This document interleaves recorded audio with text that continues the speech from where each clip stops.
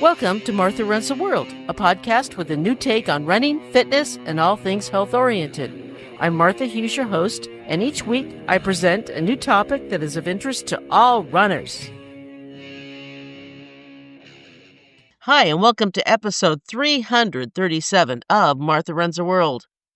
How are you? I am doing great. I am still suffering a little bit from a cold, but it is much, much better. I was sick pretty much all last week, but I was able to get out this past weekend, got a couple good runs in. Actually, Sunday's run was really, really good, and I'll talk to you about that at the end of this episode. My legs were weak, but it still felt really good. With any trend or movement that grows very quickly, perhaps too quickly, there will be unfortunate consequences, and I'm going to explore a little bit of those this week, plus the positives as well, because I don't just want to talk about negatives. In the meteoric rise of ultrarunning, there's no doubt that ultrarunning is growing by leaps and bounds. There are a few questions that came up that I asked myself. Is the sport growing too fast? Can the sport withstand the large number of runners who want to take part? Then I asked, why is it growing so fast? And one of the reasons that it is growing so fast is that it's being promoted so heavily. Not only gear and fueling companies are making it look romantic. Yeah, they do. Of course, they don't talk about the downsides, do they? You never see Nathan or Ultra showing an ultra runner puking at the side of the trail, do you? No, you do not. You never watch an ad from Hoka showing a trail runner having the worst leg cramps ever, right? No. They're not going to show that. They're not going to show the bad side, the hard side, the really, really rough side of ultra running. They're going to show the beautiful trails and the gorgeous views, which you do have. But there's really hard parts and really hard side of ultra running that nobody really sees. You only see the really cool stuff. And that's fine, but there's really hard parts that people don't seem to understand until they get involved. And another reason for the growth, I'm going to take a lot of breaks today because my voice, if it's a little scratchy, I apologize. It's still left over from my cold. Another reason for the growth and one of the downsides I want to cover is the myth that runners always have to go farther, faster, and harder. No, this is not true. You go as far as you want. If you don't want to do an ultra, you don't have to. Nobody's forcing you to do that. Your friends may want you to go farther, but you don't have to. And the fact is that you only have to go as fast as the cutoff times. You don't have to go faster than that. If everyone else takes off down the trail, you don't have to go as fast as them, as provided that you make the cutoff times. This is what people don't understand. I know it's hard, and this is part of what makes it stressful for me, is that even if everybody takes off down the trail, you could start slow. As long as you make the cutoff times, you're good. But there's really nothing that we can personally do about the massive growth. Races are going to happen, and companies, however big, however ethical or not, are going to create events. If runners want to enter the long races, that's their choice. If runners from other events, from road races, from triathlons or whatever, all of a sudden want to do ultras, that is their choice. Now, I've talked about my dislike of UTMB a lot, especially after their merger with Ironman. I no longer cover UTMB events. I'm not going to talk about them, except to say that they bring a lot of participants who don't understand the ethics of trail running, who don't understand the leave no trace, who don't understand don't cut switchbacks, that kind of thing. They don't understand the beauty of trail running and why it's not like a road race, and why it's not like you have to treat it differently. You have to have a respect for nature. You really do. Before I go along, I'm going to give props to the race companies that still do the right thing. There are many race companies and race directors who make great events, large and small, who support the runners, who do everything right, and props to them. They rock. And that's not what this episode is actually about. I love them, and they do awesome things. And I'll talk about a bigger event at the end of the show who seems to be doing things right. So it's not all negative today. Now, cheating is nothing new in running. I did 2 full episodes all about cheating in running, but it seems to be kind of a newer thing in ultra running, in trail running anyway. There have been cheaters in ultra races before. Kelly Agnew is legendary in his cheating in timed races like across the years. Now, Marathon Investigations had stories about his cheating exploits, so that's nothing new. I'll have a link to the story about him. Agnew had cheating down. Of course, they found out about him, so he is exposed and he can no longer do those kind of races. But in trail races, cheating is kind of a new thing.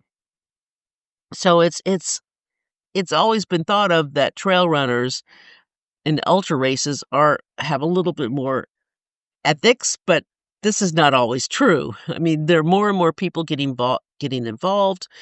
They're not all from trail running backgrounds. Like I said, some of these people come straight from road running. They see this on TV. They see this pushed by the shoe companies. They come from a hyper competitive triathlons, so they want to jump right in and be as competitive as they were, so they might cut a few corners. This year, there's never been as blatant as suspected cheater as there was at Aravaipa's Black Canyon 100. This year's race showed course cutting in ultras on a whole new level. I'll briefly go into what allegedly happened and how it was handled by Aravaipa. Now, this is what Aravaipa said Ferdinand Aroux did during the race. Ferdinand ran down this dirt jeep road for 0.28 miles, then joined the main Crown King Road, which crews drive on to or from Bumblebee Ranch. He briefly saw a sheriff to ask if he was on track, which the sheriff said he was. He continued another 0.27 miles for a total of 0.55 miles off course, where he stopped to assess where he was. According to race rules and arguably the spirit of the sport, he should have returned to the point that he departed the official race course, rejoined the Black Canyon Trail, and then continued on, the time spent off course being the build-in time penalty. In this instance, Ferdinand did violate our race rule by not retracing his steps, but instead cutting up from the road back to the Black Canyon Trail. He initially left the course at approximately 2.22.21 elapsed time and rejoined the trail at 2.27.07, which was a total of 4 minutes and 46 seconds off course. He covered a total of 0.61 miles off course. Had he stayed on the actual trail, he would have traversed 0.64 miles.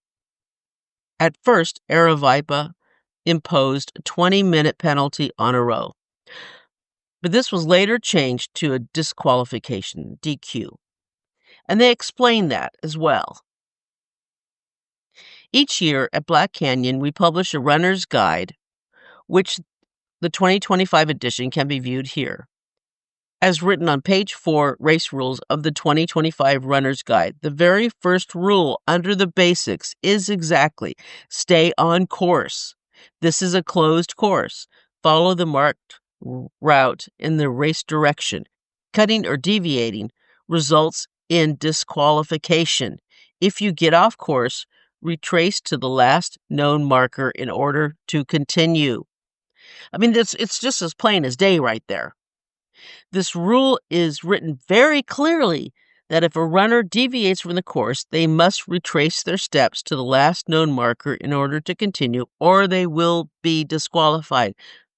Ferdinand, upon determining that he was off course, did not retrace his steps, but instead took the shortest route he found to get back on course. Ferdinand was also reported to have received aid from his crew outside of an official aid station, which is in clear violation of race rules.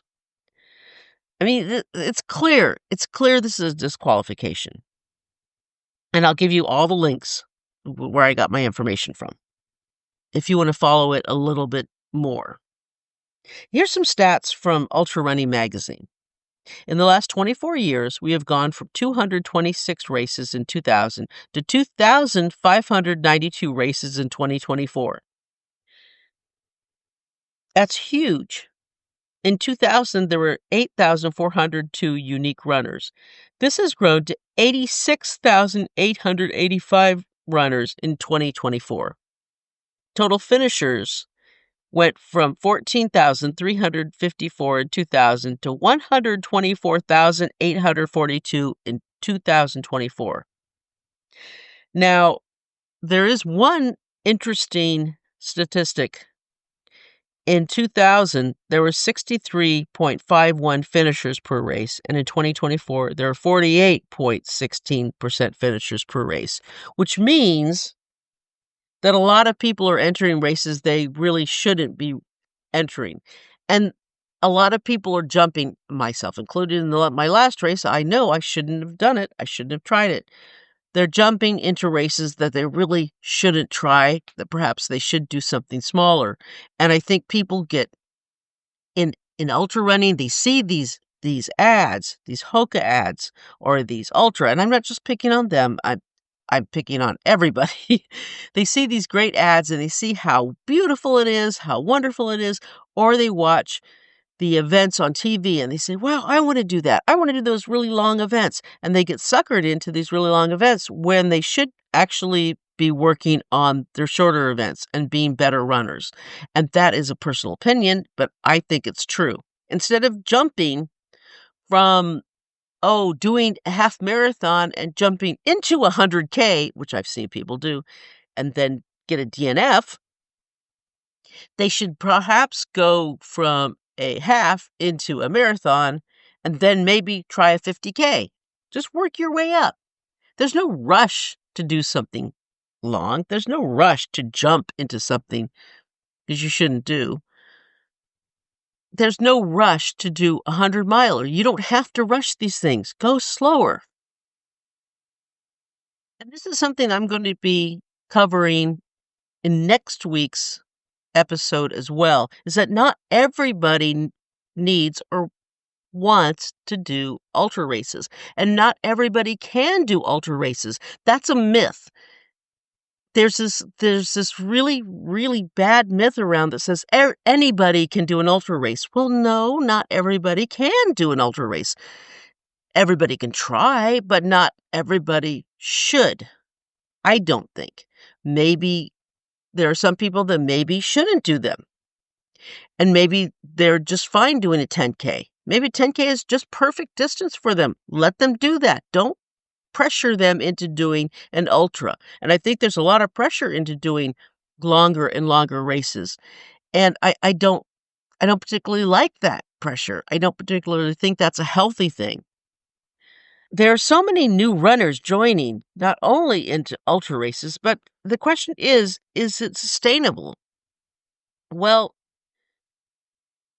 I don't know if it is, because I think that if the race companies are mindful of the environment and mindful of taking care of things, then yes, it is. But I don't think all race companies are.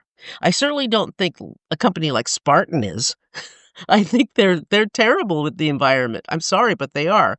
And if you are with Spartan and you could prove me wrong, then please prove me wrong. Let me know. You email me at martharunstheworld@gmail.com. I've been out at the Headlands a week after their race, and I've seen flags left by the Spartan races. They have not picked up everything, so they leave stuff on the trail.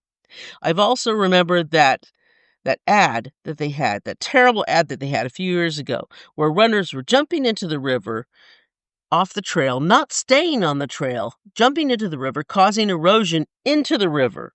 This is not a good look, Spartan. This is not something you want to promote. You do not want to promote jumping off a trail, causing erosion into a river. Not good. Not a good sign. And Spartan races are designed to conquer, to obliterate. not to respect nature and to respect the trail. Trail running, ultra running, is about staying on the trail, is about respecting nature, running on the trail, but being mindful of where you are, and you are in nature. It's about when you get to the aid station, it's about not throwing your trash just anywhere. It's about taking care of where you are. Hopefully, by now, they've cleaned up their act. I certainly hope so. I know there are newer trail racing companies that do a good job, and I hope this keeps it up. I want to see that.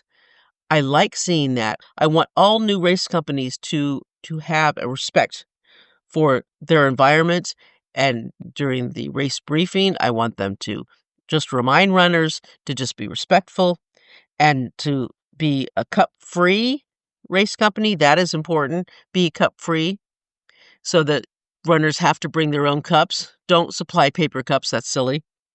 I love that. And I want to continue to see that. Now, there are a couple other problems. There is a gender imbalance in trail and ultra running. I don't see that as much on the West Coast. I think there's plenty of females running, so it isn't quite as much on the West Coast, but I hear about it on the East Coast a lot. So maybe I'm not sure how to do that. But apparently in some of the bigger races in like Western States or Hard Rock is much bigger imbalance. So I'm not sure how to solve that. Maybe make more entries for females. I don't know. There's also women have a problem. Usually women are the caretakers of children, and maybe they can't train as much as men do. They don't have the freedom that men have for training, cost, training time, inability to travel or be away from family. It's difficult, and that's never brought up when it's talked about gender inequality.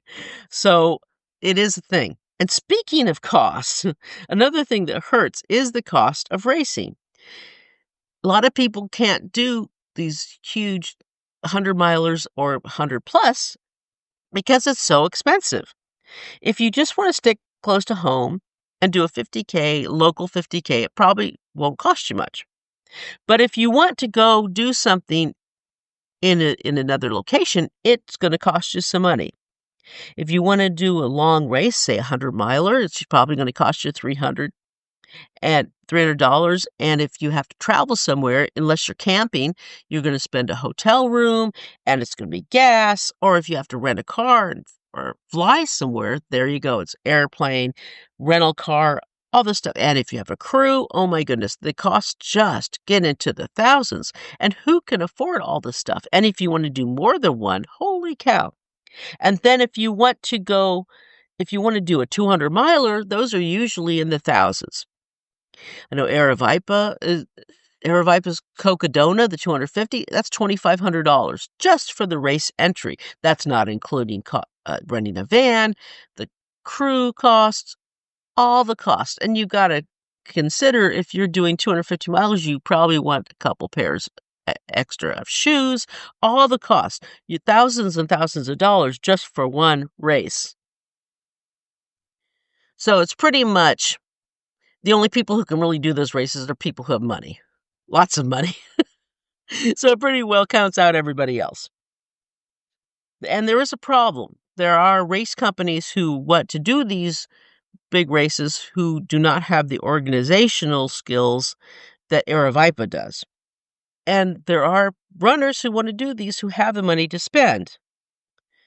But then, unfortunately, the focus goes on these longer runs rather than the shorter runs. So I wish there was more of an effort to bring people in to do shorter runs rather than these really, really long runs. If you want to bring people into the sport, then don't put such a huge focus on these giant, really long, expensive runs. Have more races at shorter runs. Get people involved in a lot of local events with less money that are easier to get to and make them inexpensive and fun, and then they'll work their way up to the really long ones. But by saying, "Wow, you can do 200, you can do 300 miles," that's fine if you have a lot of money to spend, but if you don't and you can't get there, it's kind of self-defeating for those who don't have that kind of bucks or the ability. All right, that is one thing. Now, there's a huge problem with those long events. Not every race company is as organized, is as well thought out as Aravaipa. The problem is that one race company jumped into doing a long event too quickly this year. Destination Races Arizona Monster 300 was the first race of that length, was the first trail race of that length. This was its inaugural year. And by all reports, it should have waited a year until it worked out all the logistics. Here are some of the things that went wrong. Understaffed aid stations, inadequate supplies at aid stations, insufficient facilities, including lack of toilets, with runners sometimes forced to use buckets. Logistical complications with placing drop bags, sleep stations requiring runners to carry more supplies, volunteer mistreatment, and meaning that the volunteers had to clean out those buckets. Ew! Ew! No volunteer signed up for that. Again, ew. Delayed station setup, communication issues. These are not minor issues. Some runners withdrew because of these issues. Many of these are major safety and health problems. And if this happens in a big race with an experienced race company, how many new companies are getting clues to do this on a smaller level? How many race companies are thinking, "Oh, I can do this kind of thing"? No, no, no. This sends such a bad message. This is really, really bad. You know, just take your time. Don't have to run out and do something if you don't have all the pieces put together. This is not a good thing. But those are the problems. And now I'm going to switch to something a lot more positive. Over the last couple weekends, the Golden Trail World Series has taken place in what I still call Squaw Valley. It's called Palisades now, which is the most generic, meaningless name you could think of. But I'll still call it Squaw, sorry. That's what I will call it forever. But there were some races taking place there, and that's the start of where Western States is anyway. So they had some races there, and it's called the Broken Arrow Sky Races. And I'll have a separate episode all about sky races in the future, so stay tuned for that. And the races include, or were to include, the 46K, 23K, 18K, Ascent, Iron Face Challenge, Triple Crown, and the Iron Crown. Well, a couple of the races were canceled because of big storm that came in that weekend. I know the 46K was canceled because of a huge storm, and yeah, it was a snowstorm in June, and that is how mountains are. Yeah, mountains have big snowstorms. But the snow melted off, and the next day they had the 23K, which was really, really fun to watch. If you're into mountain races, this is a really fun event or events. It's not my thing, but if you are into it, if you like to rock climb or into races, this is a very cool thing. Solomon does a great job with it. They have all kinds of coverage. The technology is just superb with a lot of drones. And I'll tell you, the guys in the e-bikes following the runners, they were amazing. Well done to them.